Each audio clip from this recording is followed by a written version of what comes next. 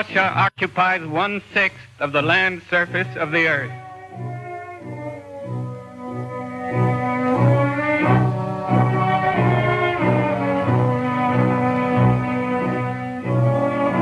From the Arctic snows to the hot sands of Central Asia,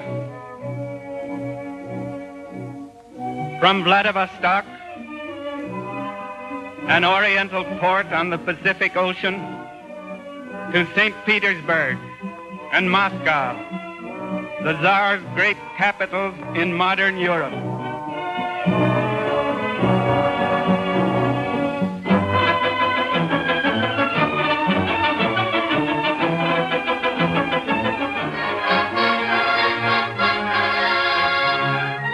Nicholas II, by the grace of God, Emperor and autocrat of all the Russias.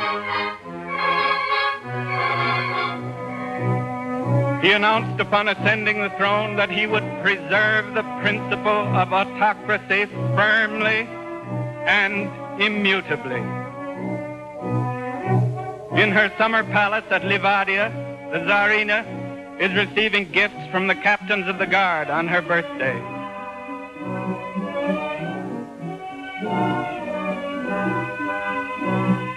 The royal family, the Tsar, the Tsarina, the Tsarevich, and the 4 daughters, Olga, Tatiana, Maria, and Anastasia.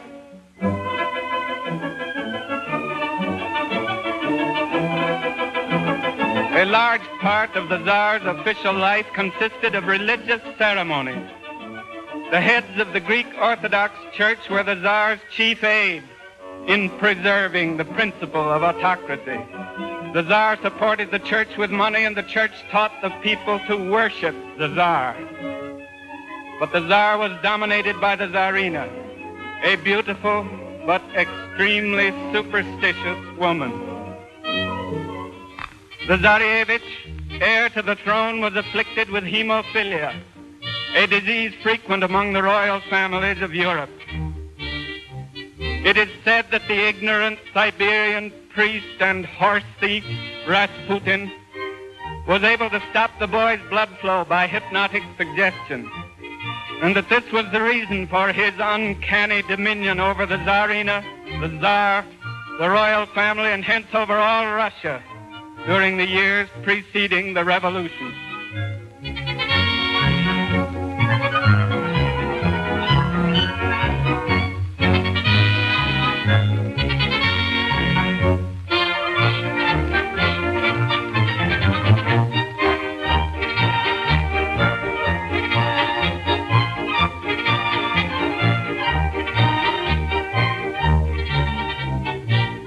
The Tsarevich was probably the best spoiled child in the world.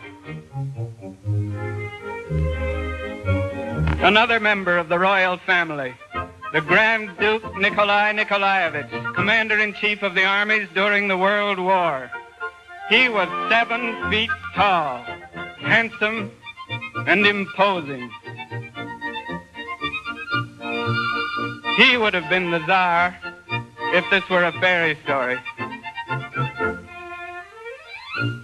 Real Tsars are not so imposing.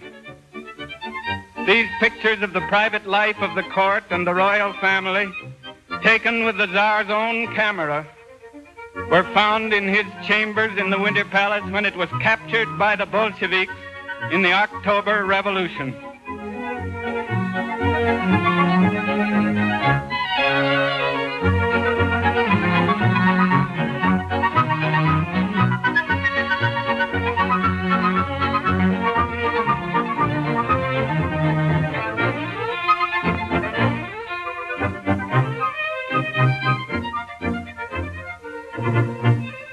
A Russian conception of the World Series.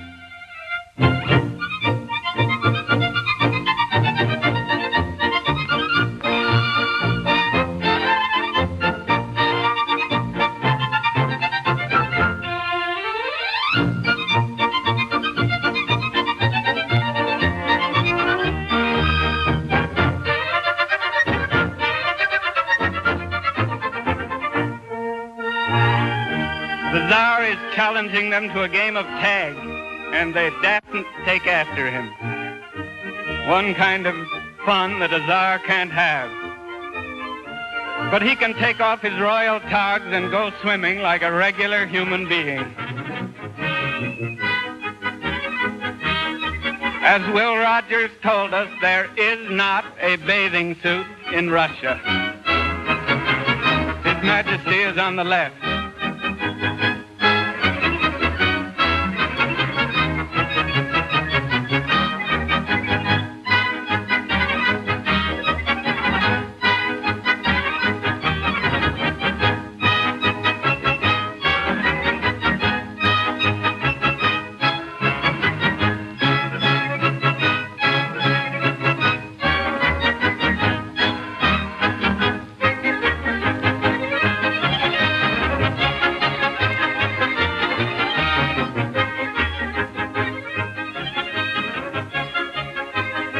His Majesty is still on the left. This is the first time the world ever saw a king as he really is. With a small group of old generals and bureaucrats, the Czar ruled an absolute despot over all Russia. Next to him stood the great landowning nobility. Their estates were sometimes as big as Connecticut or Massachusetts. Their gay and picturesque lives seemed to belong to an eternal scheme.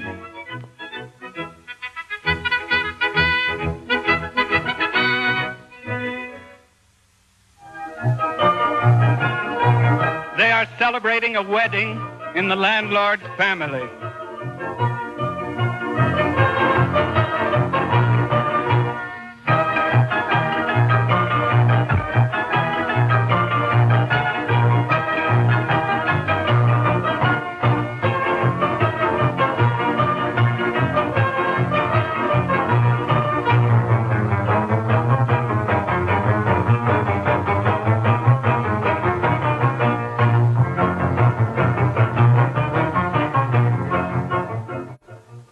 Of the nobility, Prince Peter Kropotkin, famous anarchist, foretold the storm to come. Next to the landowning nobility stood the bourgeois class of merchants and capitalists. Beneath the landlords and capitalists, and remote from the Czar as though in a different world, the vast mass of the people lived in ignorance, toil, and extreme poverty.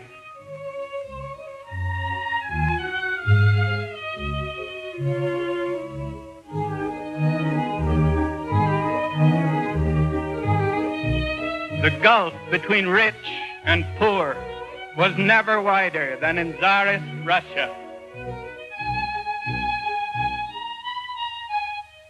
Hating this inequality and the Czar's despotism, thousands of revolutionists had been fighting for a century to overthrow Czarism and establish a new kind of human society. Catherine Breshkovskaya, little grandmother of the revolution, abandoned wealth, nobility, an adoring husband, and her own baby to give her life to the struggle against Czarism.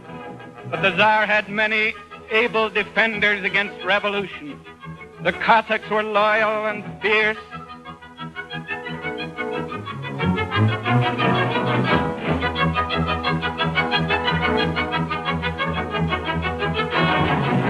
The royal bodyguard and the savage division, composed of gigantic Caucasian natives, could be relied on for the last drop of their blood.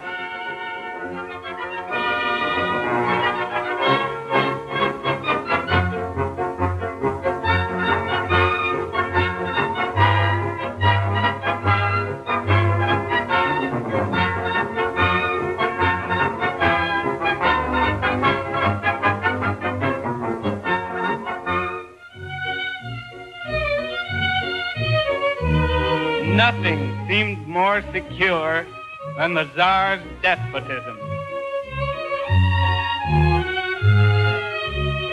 And yet,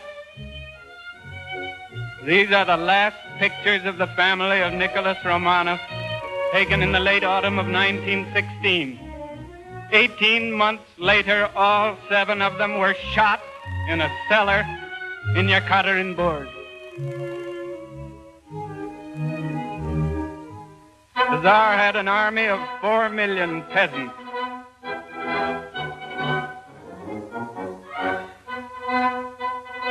The Kaiser also had soldiers to play with. The Kaiser enjoys the war game for the last time in 1913.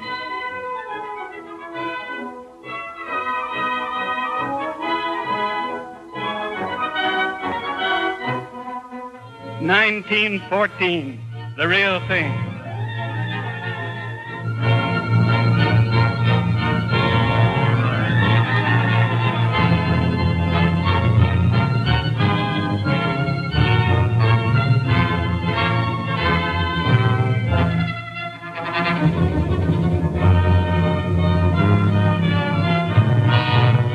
Armies were soon defeated by the superior organization and equipment of the Germans. By the end of 1916, their retreat had become a national disaster. The soldiers were being herded into battle, hungry, ill-clad, without enough ammunition, even without guns. Corruption, treachery, neglect, profiteering had ruined the Tsar's military organization. 2.5 million killed, 5 million wounded. They were lying like piles of rubbish outside the hospitals, too crowded to contain them. Wounded and dying and with no clothes on their backs. 2.5 million dead and no time to bury them.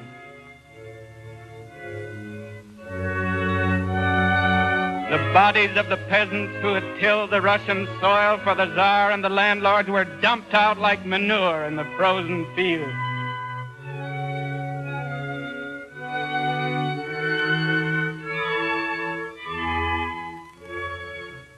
The Tsar removed the Grand Duke Nikolai Nikolaevich and assumed the title of Commander-in-Chief.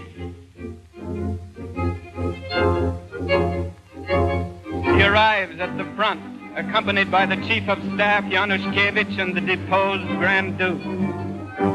General Alexeyev delivers a report.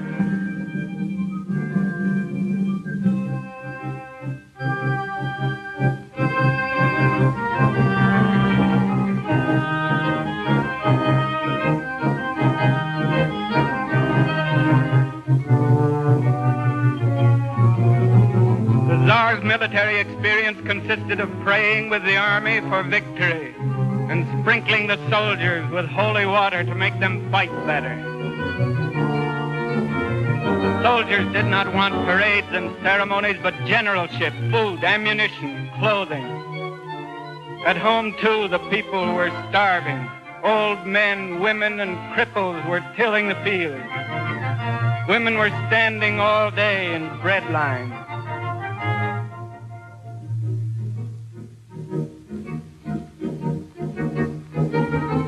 In the empty markets, the crowd stood desperate. Workers abandoned the factories and held demonstrations in defiance of the police. They began to march in groups, singing revolutionary songs, carrying banners, peace, bread, liberty. The Tsar's answer: I forbid all meetings in the streets. I warn the people that the soldiers have been instructed to use their rifles to restore order in the capital. The crowds increased. The street meetings continued. And for the first time in history, the Tsar's soldiers failed him. Instead of using their rifles to restore order, they completed the disorder by joining the people in the streets.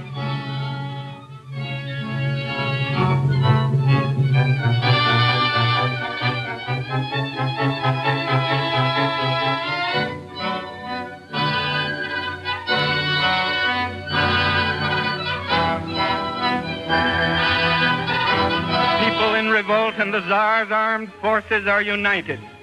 The autocracy is doomed. The Duma, or Parliament, met in the Tauride Palace. It was dissolved by order of the Tsar, but in great fright and excitement decided to remain in the capital. The people in revolution surrounded the palace. In the left wing of the palace, a group of revolutionists issued a leaflet summoning all factories and regiments to elect deputies to a council or Soviet of workers and soldiers. Within 12 hours, the Soviet was elected and assembled. The next day, 4 regiments of the Garrett mutinied and marched to the Tauride Palace to defend the revolution.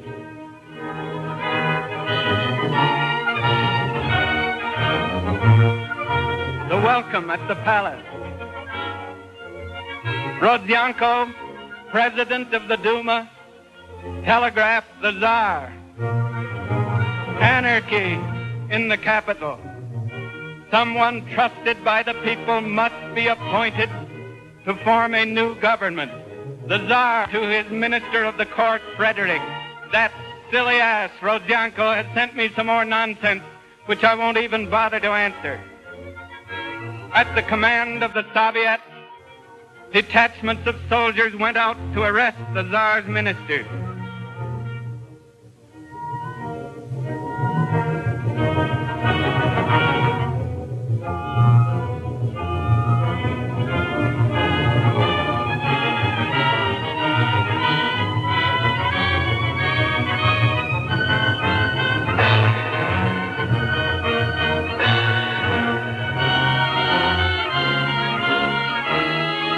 Other detachments enjoyed a glass of tea in the Tauride Palace. Schlüsselburg's prison, the old rotting place of the heroes of the revolution, was burnt to the ground.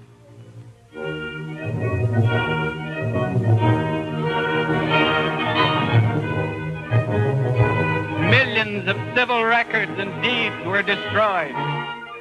Tsarist emblems were torn down everywhere, all over Russia.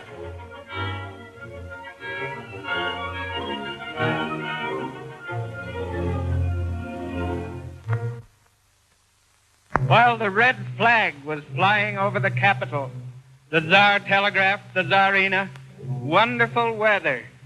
Hope you are well and calm. Many troops sent from the front. With kind love, Nicky." The many troops obeyed their officers until they reached Petrograd, and there joined the people in the streets.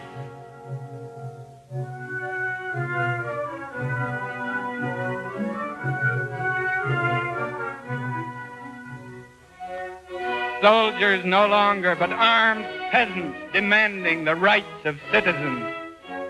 You see here in the main thoroughfare of Petrograd the moving body of the power that overthrew the Tsarist autocracy and initiated those events which have altered the whole course of modern history. Rights of citizens is the slogan inscribed upon their banner. 2 loyal members of the Duma went to the front to demand that the Tsar abdicate in favor of his feeble son. Shulgin of the old aristocracy and Guchkov, a representative of big business. The Tsar's abdication. As we do not wish to be separated from our dear son, we transmit the throne to our dear brother, the Grand Duke Michael Alexandrovich. May the Lord God help Russia. But the Grand Duke Michael had seen the streets of Petrograd. He abdicated the next morning without waiting for a stenographer. The Tsar's immediate successor was the people of Russia, who ceased all business and lived in the streets as on a perpetual holiday. There was no government. Joy was the sovereign of all Russia. They opened the jails and liberated the prisoners.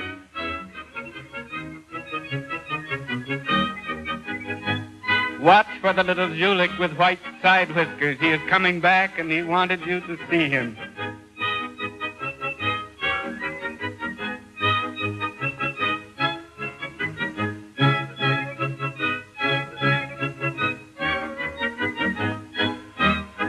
The banner reads, "No more criminals."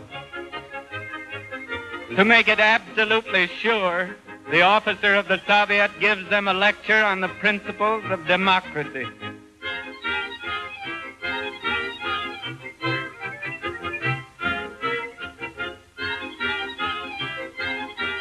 and the news of the revolution arrives among the soldiers in the trenches.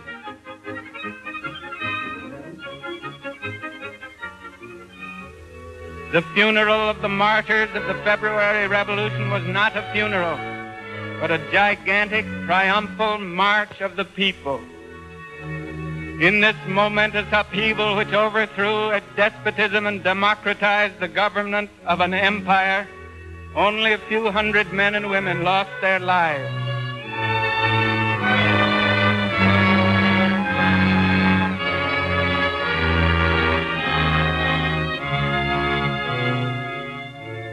Over 1 million people from early morning to dark marched past the one big grave on Mars Field.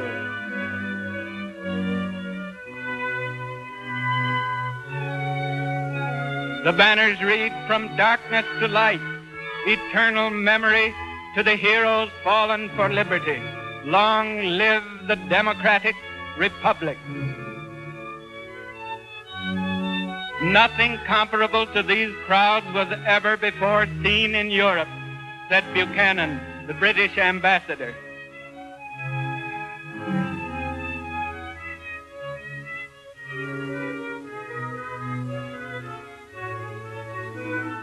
Troops of happy exiles were returning from Siberia. Vera Zasulich, who shot the Czar's chief of police, Trepov, in 1878, attends the funeral.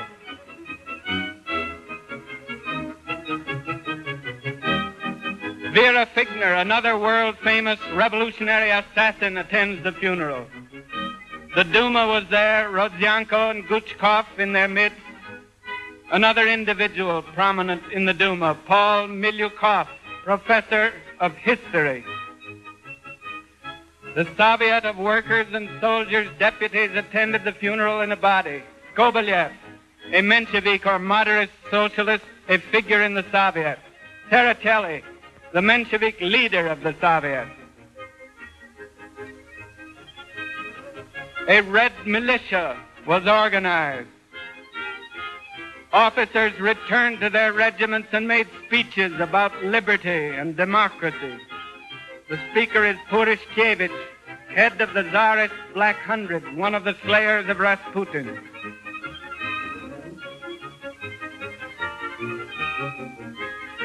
Everybody who has an ideal inscribes it on a banner, hires a brass band, and demands that it be realized by the new government being born in the Tauride Palace.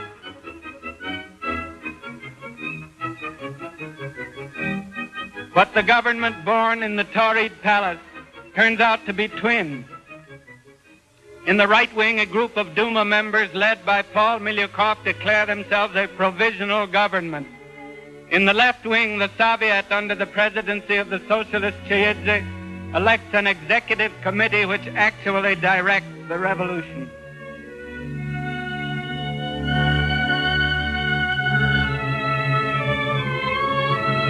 The prime minister of the provisional government was the genial Prince Lvov, who above all things hated excitement. The foreign minister and real boss of the government was Paul Milyukov, historian. The chairman of the Soviet was also a kindly figurehead, the old eagle Czares. Sometimes they called him Little Papa Czares. The real boss of the Soviet was the Menshevik socialist Tsereteli. His close supporter Avksentiev, Kamenev, a mild Bolshevik, also supported him for a while, and Schreider, the new mayor of Petrograd. A group of the leaders of the February Revolution. The provisional government of landlords and capitalists wanted to restore order, defend private property, and win the war. The soldiers and workers in the Soviet wanted to stop the war, confiscate the landlords' estates, and have bread, peace, and liberty. A government demonstration, war to complete victory. A Soviet demonstration, land and liberty, long live the International. One man thought he could solve the problem by joining both governments. Alexander Kerensky. vice president of the Soviet and minister of justice in Milyukov's cabinet. The famous old revolutionist Plekhanov, returning from exile in Switzerland, supported Kerensky.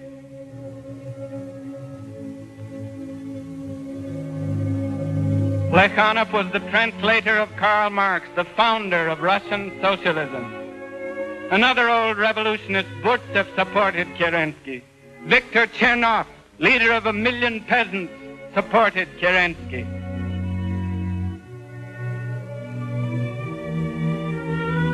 Kerensky became an idol of the masses.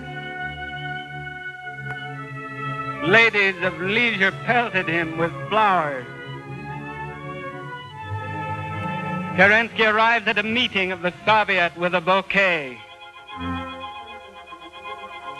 His portraits were carried like sacred images in the streets, forward with our leader, Kerensky.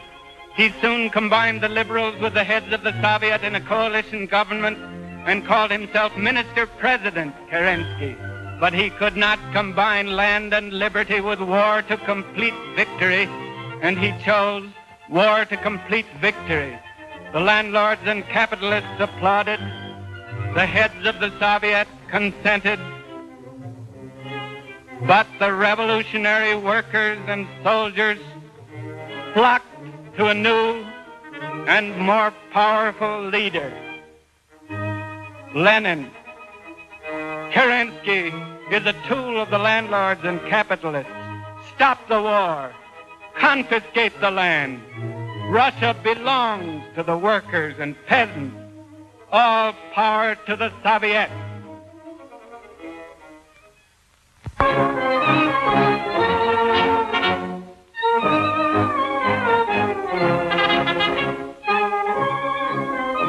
Lenin's program of proletarian revolution against the Kerensky government was expounded to the masses on the socialist holiday May 1st, 1917 by the best orators of the Bolshevik Party. The first May Day ever celebrated by socialists with power. Communists is expounding, as yet without extreme conviction, Lenin's demand for a second revolution. But at that very moment, another great revolutionist was arriving from a small upstairs apartment in the Bronx, New York City, Leon Trotsky. Kerensky is a tool of the landlords and capitalists. Stop the war. Confiscate the land. Russia belongs to the workers and peasants. All power to the Soviets. Against these odds, Kerensky was trying to restore the morale of the army. Officers are learning to cheer the new standard for liberty and fatherland. Manufacturing morale. On June 18th, Kerensky ordered the army to renew the war against Germany.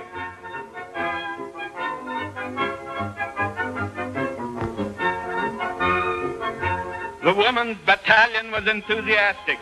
Mrs. Pankhurst, British suffragette touring Russia to promote the war spirit, was doubly enthusiastic. But the workers protested with riots in the streets. Battalions of workers armed and drilled by the Bolsheviks threatened the government like an army.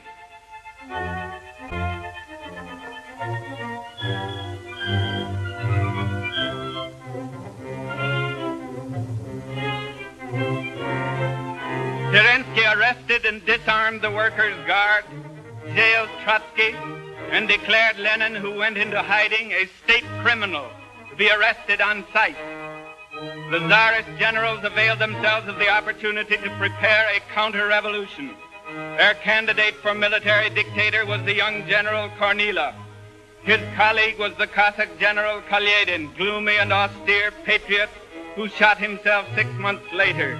He is discussing the plan with Rodzianko, president of the Duma. The Soviet mobilized its orators and rearmed the workers' guard, prepared both to argue and fight. Again, the many troops from the front marched on the capital, and again, when they got there, they joined the masses. Kerensky was implicated in the plot by the revolutionary adventurer Boris Savinkov, his contact man with Kornilov. The crowds that adored him before are now held back by soldiers and mounted police. Juggling with revolutionary power, he had completely ignored the fundamental demand of the masses: peace, bread, land.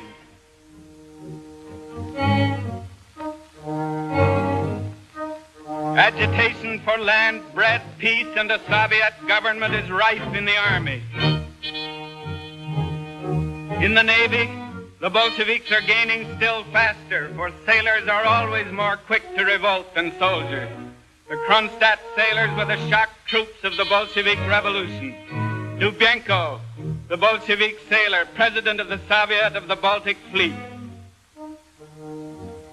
In the country, Lenin's agitators are advising the peasants to form Soviets and seize the estates of the landlords, and they are taking the advice. Released from prison in September at the demand of the workers and soldiers, Trotsky is elected president of the Soviet. Trotsky to the Soviet in early October. The bourgeois press accuses me of signing an order on the Czares factory for 5,000 rifles. Yes, I signed it. And the Soviet will continue to organize and arm the workers' guard. The city is plastered with revolutionary and counter-revolutionary placards heralding the vote for the Constituent Assembly. Lenin, distrustful of parliamentary elections, is demanding an insurrection. Kerensky, afraid to move against the Soviets, assembles the military students and the women's battalion to defend the Winter Palace.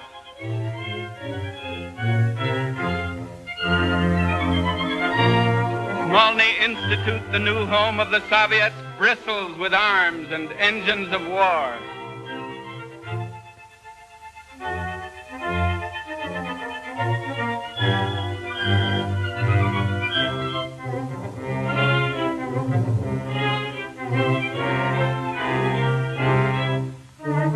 Only cadets and the women's battalion came to the aid of Kerensky.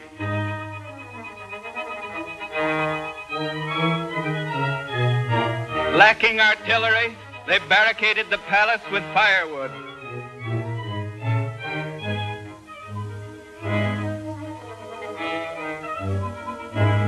All Petrograd knows that Lenin has set the date for an insurrection and that Trotsky is organizing an insurrection, and moreover, they know the date.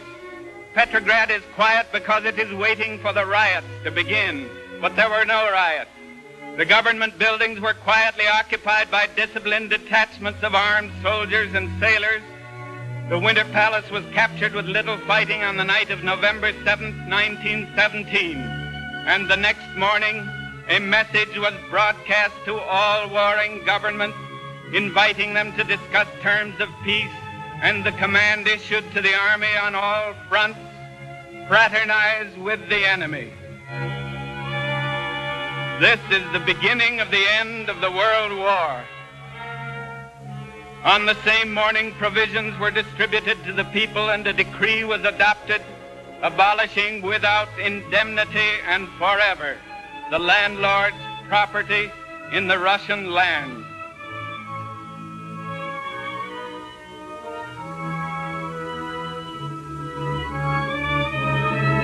Lenin declared that the salaries of all servants of the state must be reduced to the level of a working man's wages. And it was easy to find a prime minister willing to serve on these terms. Also a commissar for foreign affairs. Ensign Krylenko became commander-in-chief of the army. As business manager of the new government, Lenin recruited his old friend Von Sprievich, known up to that time as an authority on the history of religion.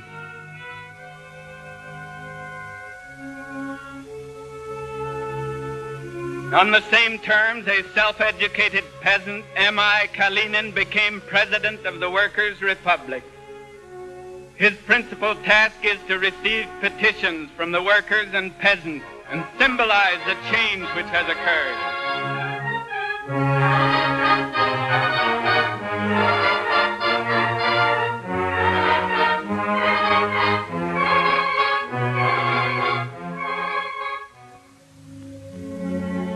The first task of the new government was to negotiate a formal peace with Germany.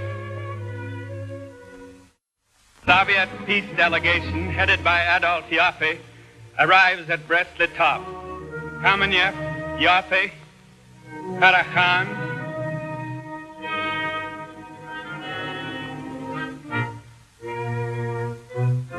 Karl Radek, and Madame Bitsenko, the first woman diplomat. Trotsky himself, as foreign minister, soon came to Brest-Litovsk to conduct the negotiations. Finding the German terms intolerable and believing Germany on the verge of revolution, he declared the war at an end but walked out, refusing to sign the peace. The only walkout of its kind in history. Immense anti-war demonstrations in Germany followed, as Trotsky had hoped. But the demonstrators were shot down.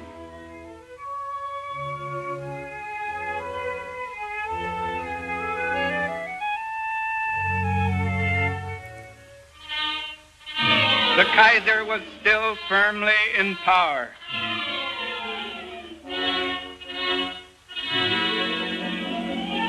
Guided by his generals, Hindenburg and Ludendorff, he renewed the advance against Russia. A majority of Lenin's Central Committee wanted to fight, but Lenin insisted on signing the peace, and by sheer force of will, personality, and cold reason, compelled it. His resolution and composure could not be daunted by a little thing like a treaty of peace. But the whole world was against the Soviets. On a pretext of supporting the independence of the Ukraine, the German soldiers marched into Kiev and clear across Russia to Rostov-on-the-Don.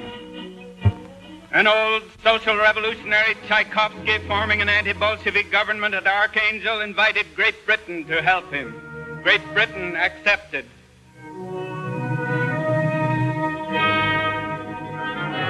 Tchaikovsky also, through our ambassador, Francis, invited the Americans. And they accepted.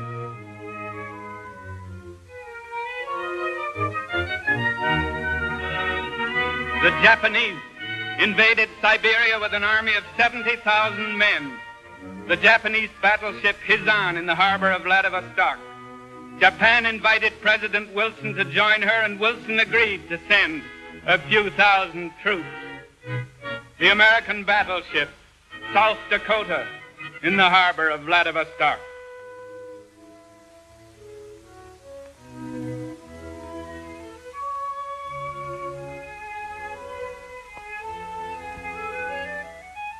France, Italy, and England also sent a few thousand troops, and Vladivostok became an international war camp.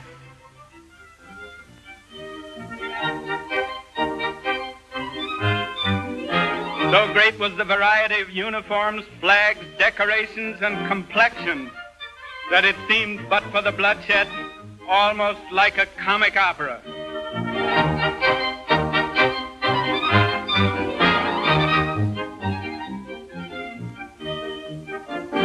At the request of the Allies, 42,000 Czechoslovak war prisoners seized the Trans-Siberian Railroad and held it against the Soviets.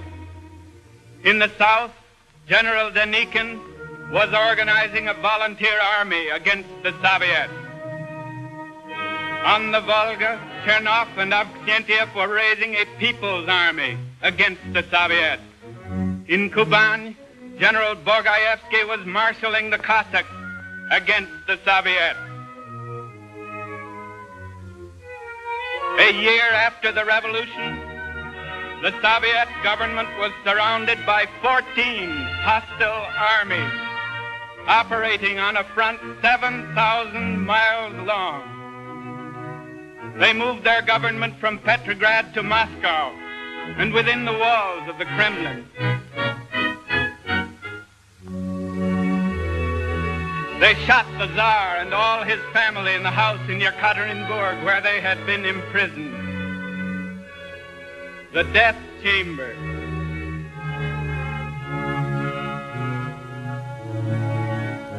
The task of creating a revolutionary army was given to Leon Trotsky. By persuasion or by force, Trotsky won the services of many Tsarist officers. This is General Vasetiv. The most famous was General Brusilov. Colonel S.S. Kamenev, famous only for his mustache, became commander-in-chief. In the same month, Lenin was wounded and Uritsky shot to death by an assassin. Uritsky's funeral. Zinoviev in the center.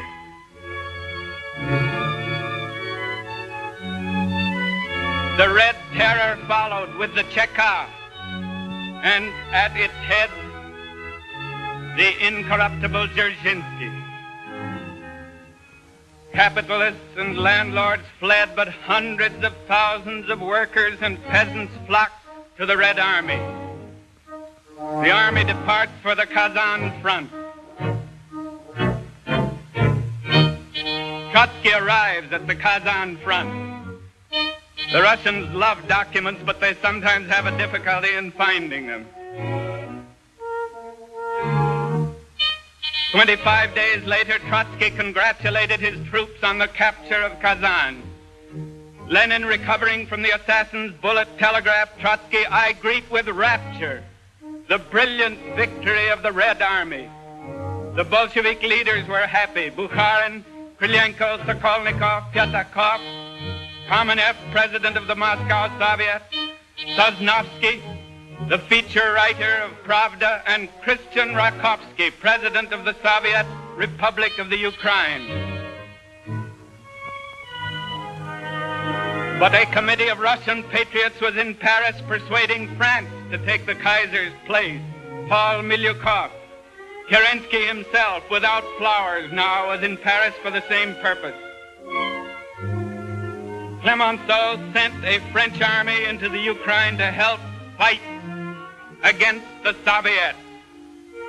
Meanwhile, in the little city of Omsk in central Siberia, A.V. Kolchak, an admiral in the Tsar's navy, had declared himself the supreme ruler of all Russia.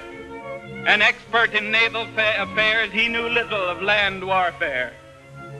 Admiral Kolchak is here inspecting his navy, a wood-burning gunboat on the Irtysh River in the middle of Siberia.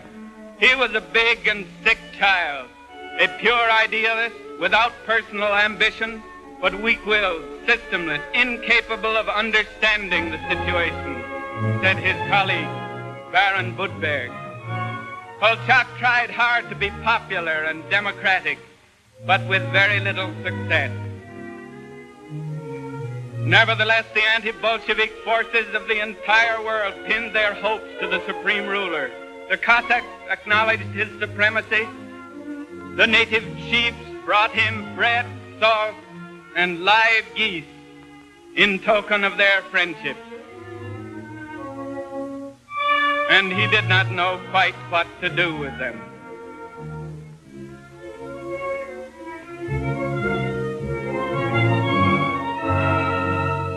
The people of Omsk turned out generously to celebrate his ascension. The priests led them to church to pray for Kolchak's triumph against the Soviets. The Allied premiers, Lloyd George, Clemenceau, Wilson, and Orlando, assembled at Versailles to rearrange the world, notified Kolchak of their support against the Soviets.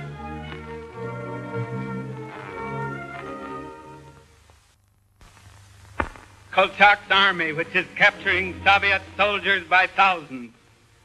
A civil war has to be ruthless, said Kolchak to his minister Ginn. I give orders to my officers to shoot all communist prisoners. Either we'll shoot them or they us. It was so in England in the Wars of the Roses. It must be so with us. The white officers stand guard while their aides remove the shoes of the Bolshevik prisoners. The red soldier laughs at death.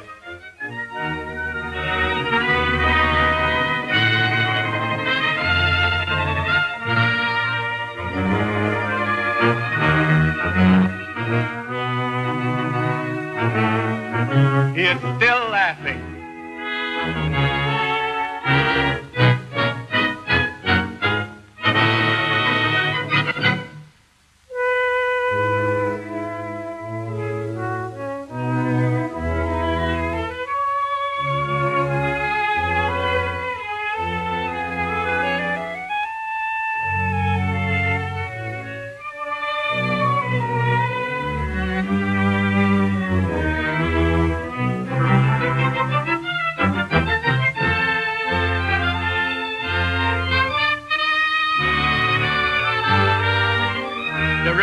soldier is still laughing.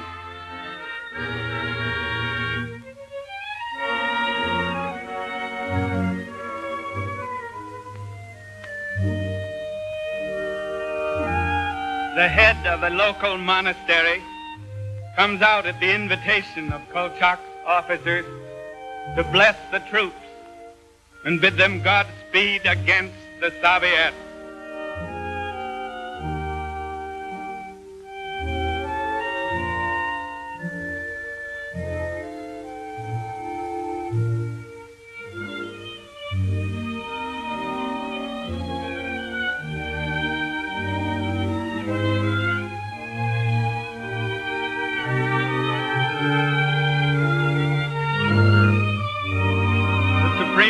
Moves his navy from Omsk 500 miles down the river to Tobolsk to congratulate his victorious troops.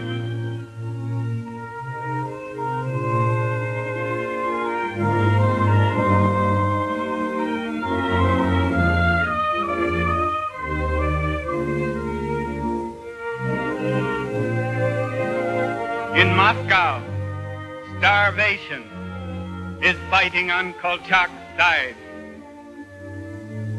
Women spend all day in the surrounding country foraging for food.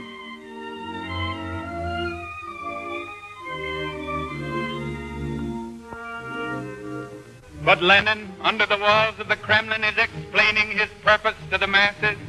Trotsky in his military train is flying from one front to another, exhorting and exhilarating the soldiers.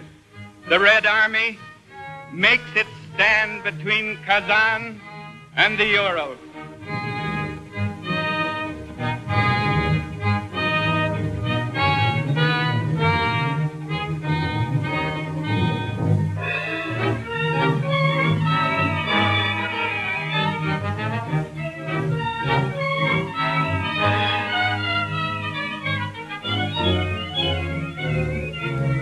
The Bolsheviks bury their martyrs with a tribute of evergreens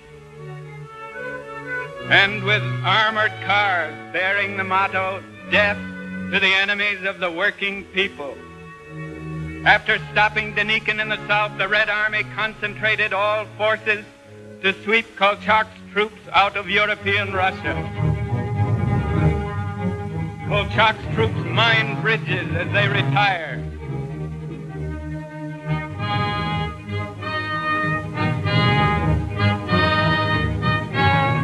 They burn whole villages where the peasants have risen against them. A Siberian village after a visit by one of Kolchak's punitive expeditions.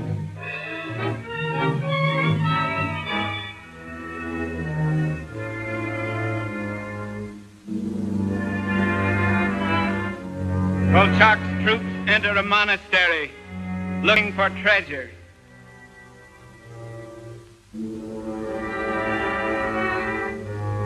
They dig up the old monks, but find they've already been picked over by the Bolsheviks. The Holy Father insists that they put the monks back where they belong.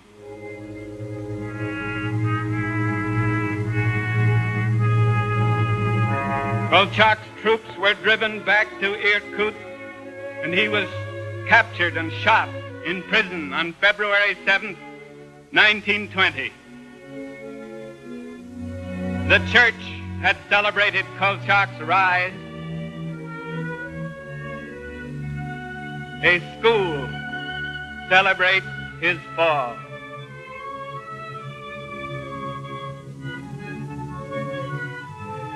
While Kolchak's troops fled in the east, the imperial flag was unfurled in the northwest by the Czarist general Yudenich.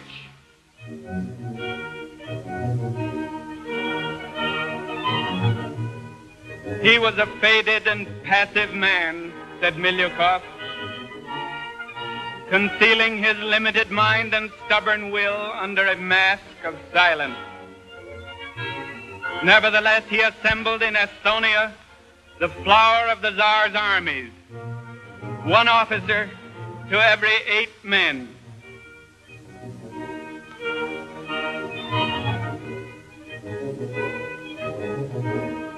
He was supplied with munitions and instruments of war by Great Britain.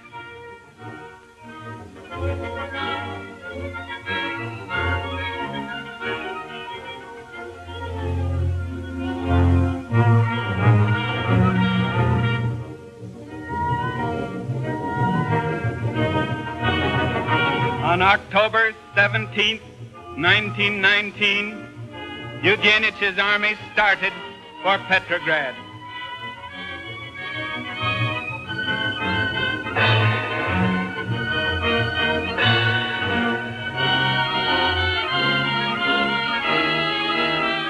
The Red troops fled before them, and in only 8 days they took Yamburg.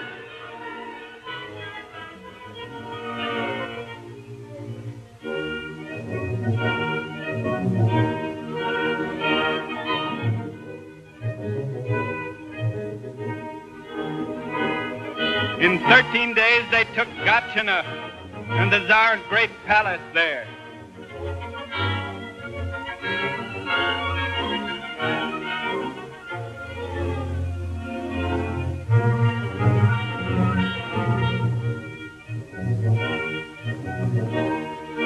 In 16 days, they took Tsarskoye Selo and dug in 20 miles from Petrograd. Lenin thought it might be wise to abandon the city to Eugenich, but Trotsky insisted on defending it and carried the Central Committee, military order, Red soldiers, commanders, commissars. Tomorrow decides the fate of Petrograd. We retreat no farther. All measures have been taken. The victory is prepared. Forward to the attack.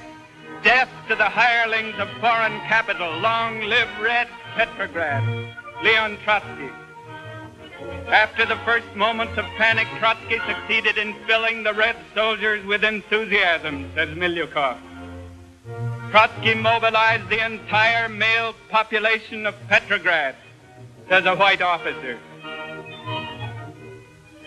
In 4 days, the Red troops were in Tsarskoye Selo.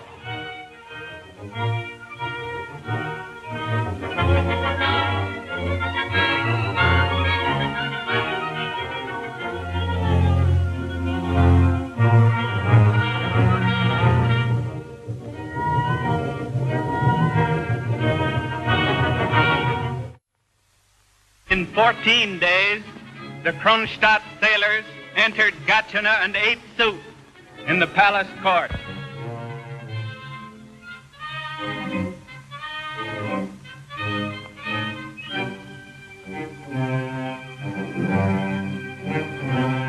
In 18 days, the army of Eugenich was in full flight.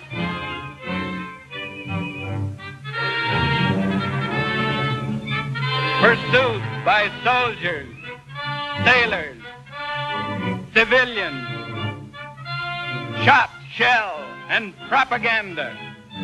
Soldiers of the army of Eugenich, read, listen, think.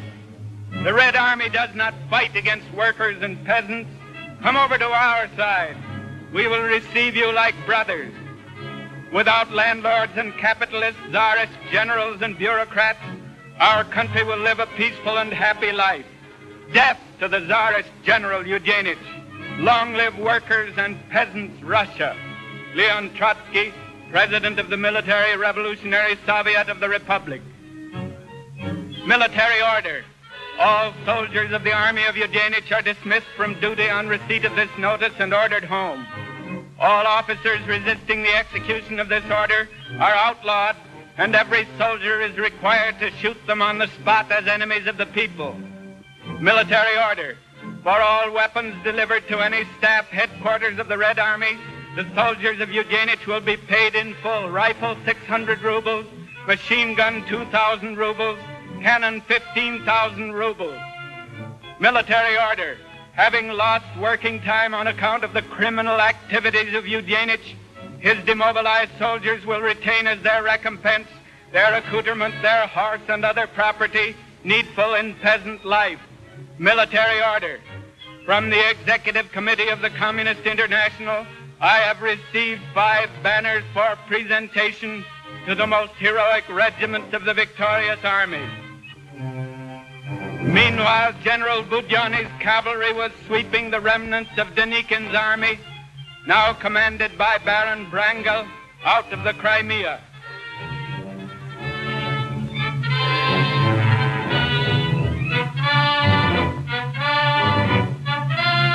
Wrangel has given the command to take to the boats.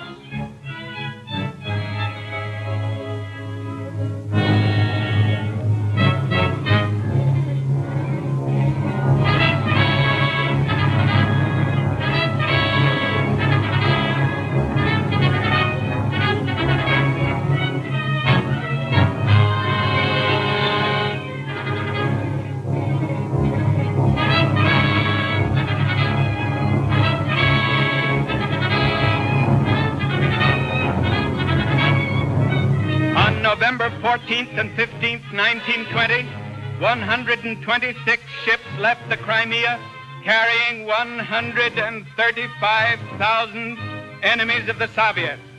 The world is defeated and all Russia is now a Soviet republic. The commander-in-chief takes a day off. Beside him, the staff poet, Demian Biedny.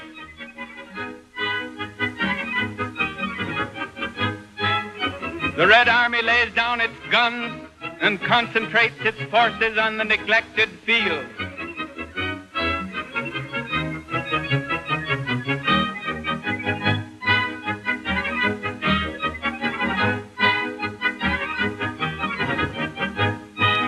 Lênin, President of the Republic, will not put on a necktie even to celebrate the victory.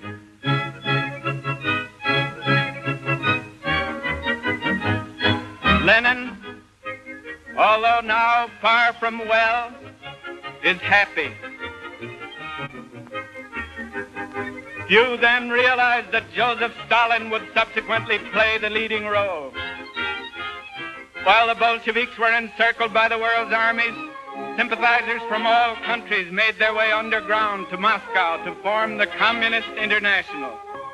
Zinoviev, the president of the International, takes the chair. Clara Zetkin, the German delegate, friend of Karl Marx. The Indian Roy and the Japanese Sen Katayama. President Kalinin. The secretary, Angelica Balabanov, Karl Radek. The Italian, Serratti. The German, Levy. The Frenchman, Rosmer. Comrade Lênin. The delegates rise to greet their leader.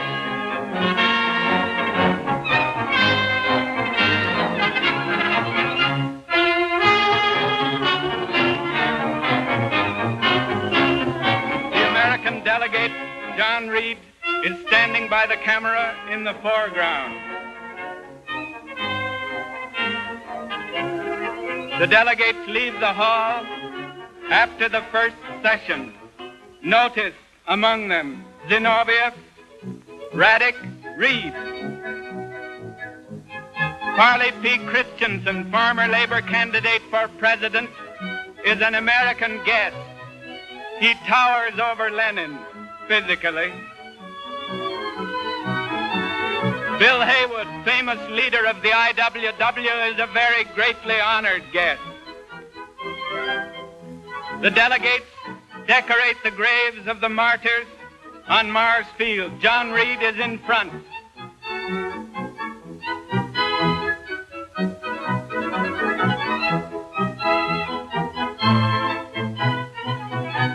Lênin is one of the crowd.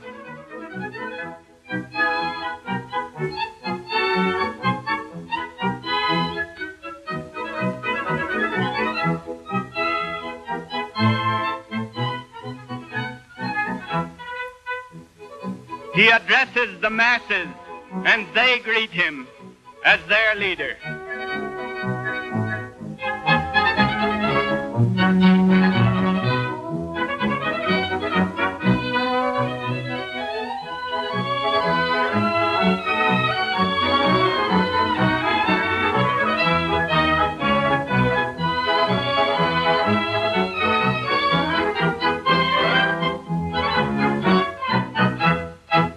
Vladimir Ilyich Lenin, the genius of the Russian workers' revolution, believed by many to have been the greatest mind and character in modern history. He was free from any trace of personal greed or ambition. He devoted every working hour of his life to the cause of liberating the toiling masses of the whole world from capitalist exploitation. His mind was as flexible as his purpose was fixed. Facts, he said, are stubborn things. We must tell the workers the truth. But he never lost faith in the goal of a liberated humanity, living without war, without nationalism, without class exploitation, in friendliness and decent justice throughout the earth.